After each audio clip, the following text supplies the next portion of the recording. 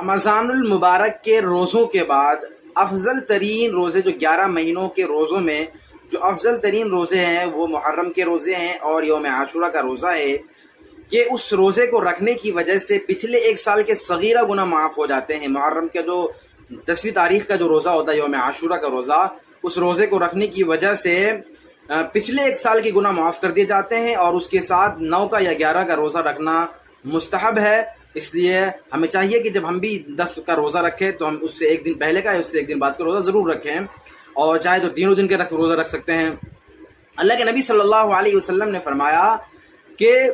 رمضان المبارک کے بعد جو افضل ترین روزے کہلاتے ہیں وہ محرم کے روزے ہیں، اور